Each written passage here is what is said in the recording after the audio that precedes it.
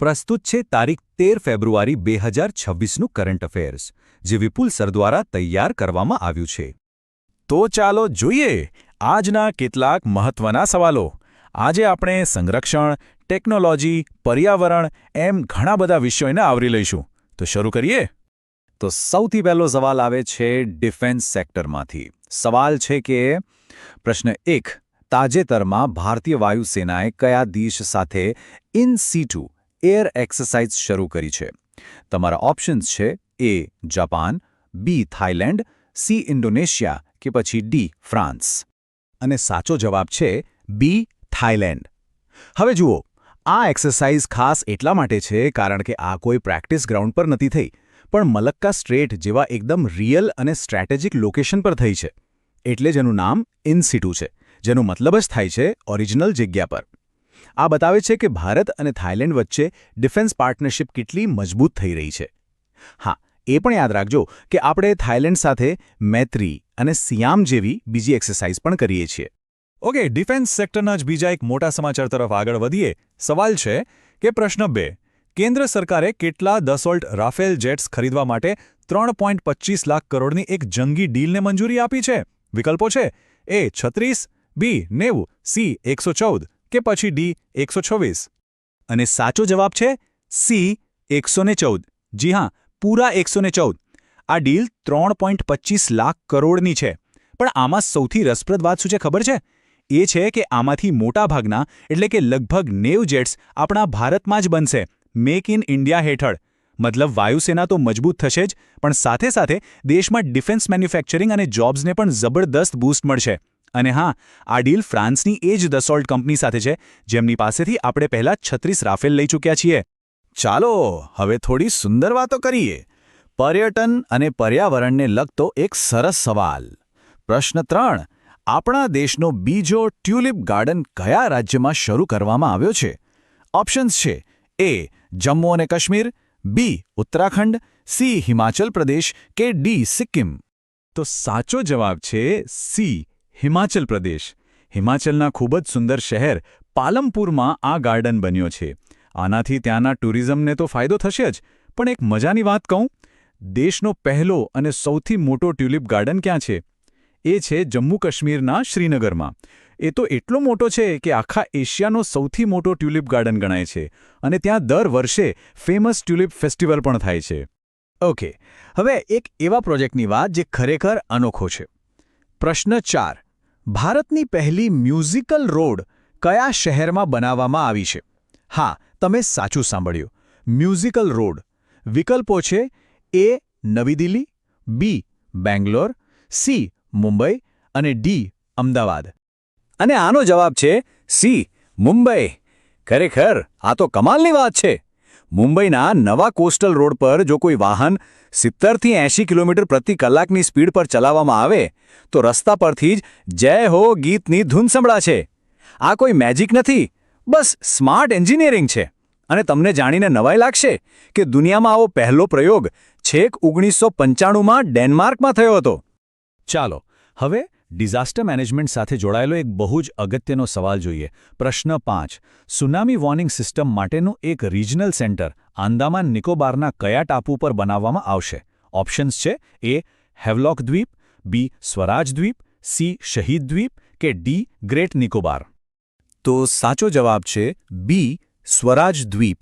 આ એ જ ટાપુ છે જેનું જૂનું નામ હેવલોક આઇલેન્ડ હતું. આંદામાન નિકોબાર જેવા સંવેદનશીલ વિસ્તાર માટે આવું સેન્ટર હોવું ખૂબ જ જરૂરી છે. આ પ્રોજેક્ટ પર 300 કરોડનો ખર્ચ થશે અને તેને હૈદરાબાદની સંસ્થા INCOIS સંભાળશે. આનો મુખ્ય હેતુ એક જ છે, સુનામી આવે એ પહેલાં જ વોર્નિંગ આપી દેવી, જેથી લોકોનો જીવ બચાવી શકાય. ખરેખર આ એક લાઈફ સેવિંગ પ્રોજેક્ટ છે. હવે એક એવો મુદ્દો જ્યાં સાયન્સ અને કાયદો બંને ભેગા થાય છે. સવાલ બહુ અગત્યનો છે. પ્રશ્ન 6, સુપ્રીમ કોર્ટે તાજેતરમાં કઈ બીમારી માટે સ્ટેમ સેલ થેરેપીના ઉપયોગ પર પ્રતિબંધ મૂક્યો છે? ઓપ્શન્સ છે એ કેન્સર, બી એઇડ્સ, સી ઓટિઝમ અને ડી ડાયાબિટીસ. આનો સાચો જવાબ છે સી ઓટિઝમ. સુપ્રીમ કોર્ટે આ મોટો નિર્ણય કેમ લીધો? કારણ કે ઓટિઝમની સારવાર માટે સ્ટેમ સેલ થેરેપી ખરેખર કામ કરે છે કે નહીં એ સાબિત કરવા માટે હજુ સુધી કોઈ પાક્કું સાયન્ટિફિક રિસર્ચ નથી. કોર્ટે એ સુનિશ્ચિત કરવા માંગે છે કે લોકોનું શોષણ ન થાય. ઘણીવાર આવી મોંઘી સારવારના નામે લોકો પાસેથી પૈસા લઈ લેવાય છે, પણ એની કોઈ ગેરંટી હોતી નથી. એટલે પૂરતા પુરાવા ન હોવાથી લોકોના ભલા માટે જ આ રોક લગાડવામાં આવી છે. ટેકનોલોજીની દુનિયામાંથી ભારત માટે એક ગર્વ લેવા જેવા સમાચાર. પ્રશ્ન 7. ભારતની કઈ એઆઈ કંપનીએ તાજેતરમાં ગૂગલ જેમિની અને ચેટ જીપીટી જેવા મોટા નામોને પણ પાછળ છોડી દીધા છે? ઓપ્શન્સ છે: એ. કૃત્રિમ એઆઈ, બી. સર્વમ એઆઈ, સી. ભારત જીપીટી કે ડી. હનુમાન એઆઈ. અને એ કંપની છે બી. સર્વમ એઆઈ. સર્વમ એઆઈ. આ ખરેખર આપણા બધા માટે ગૌરવની વાત છે. ભારતની સર્વમ એઆઈ એક્યુરેસી એટલે કે ચોકસાઈની બાબતમાં ગૂગલ જેમિની અને ચેટ જીપીટી જેવા ગ્લોબલ જાયન્ટ્સને પણ માત આપી છે. અને સૌથી ખાસ વાત તો એ છે કે આ એઆઈ આપણી 22 ભારતીય ભાષાઓમાં કામ કરી શકે છે, અને એ પણ ટેક્સ્ટ અને વોઇસ બંનેમાં. આ ઇન્ડિયન ટેકનોલોજી માટે એક બહુ મોટી સિદ્ધિ છે. ચાલો હવે પબ્લિક હેલ્થ સેક્ટરનો એક સવાલ લઈએ. પ્રશ્ન 8. આપણા કેન્દ્રીય સ્વાસ્થ્ય મંત્રી જેપી નડ્ડાએ કયા વર્ષ સુધીમાં દેશમાંથી લસિકા ફાઇલેરિયા એટલે કે હાથીપગા રોગને સંપૂર્ણપણે નાબૂદ કરવાનો ટાર્ગેટ રાખ્યો છે? વિકલ્પો છે: એ. 2025, બી. 2027, સી. 2030 કે ડી. 2047. અને સાચો જવાબ છે બી. 2027.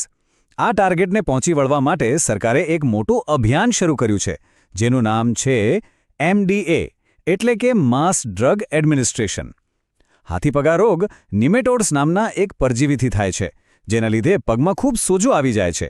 તો બસ 2027 સુધીમાં આ રોગને દેશમાંથી જડમૂળથી ખતમ કરવાનો લક્ષ્યાંક છે. ચાલો હવે દિવસ વિશેષની વાત કરીએ. આજનો સવાલ છે પ્રશ્ન 9. વર્લ્ડ રેડિયો ડે એટલે કે વિશ્વ રેડિયો દિવસ ક્યારે મનાવવામાં આવે છે? ઓપ્શન્સ છે: એ. 11 ફેબ્રુઆરી, બી. 12 ફેબ્રુઆરી, સી. 13 ફેબ્રુઆરી અને ડી. 14 ફેબ્રુઆરી. સાચો જવાબ છે સી. 13 ફેબ્રુઆરી. ભલે આજે ટીવી અને ઇન્ટરનેટનો જમાનો હોય, પણ રેડિયોનું મહત્વ જરાય ઓછું નથી થયું. આજે પણ દુનિયાના ખૂણે ખૂણામાં, ખાસ કરીને એવા વિસ્તારોમાં જ્યાં બીજું કંઈ નથી પહોંચતું, ત્યાં માહિતી પહોંચાડવા માટે રેડિયો એકદમ શક્તિશાળી માધ્યમ છે. આ દિવસ બસ એના આ જ મહત્વને સેલિબ્રેટ કરે છે. ઓકે, તો હવે આવી ગયા છીએ આપણે આજના છેલ્લા સવાલ પર. આ સવાલ હેલ્થ રિસર્ચને લગતો છે. પ્રશ્ન 10. વિટામિન B12 પર આધારિત પ્રિયા ટ્રાયલ્સ તાજેતરમાં કયા શહેરમાં કરવામાં આવ્યા? તમારા ઓપ્શન્સ છે: એ. હૈદરાબાદ, બી. પુણે, સી. બેંગ્લોર કે ડી. નવી દિલ્હી. અને સાચો જવાબ છે બી. પુણે. જુઓ, આ ટ્રાયલનું જે રિઝલ્ટ આવ્યું છે એ બહુ જ અગત્યનું છે. એમાંથી જાણવા મળ્યું કે જો માતાપિતામાં વિટામિન B12નું લેવલ બરાબર હોય તો નવજાત બાળકની હેલ્થ ઘણી સુધરે છે. આનો સીધો મતલબ એ થયો કે પ્રેગ્નન્ટ મહિલાઓને ફોલિક એસિડની સાથે સાથે વિટામિન B12 આપવું પણ એટલું જ જરૂરી છે. અને હા, વિટામિન B12નું કેમિકલ નામ છે સાયનોકોબાલામિન, જે બાળકના વિકાસ માટે સુપર ઇમ્પોર્ટન્ટ છે.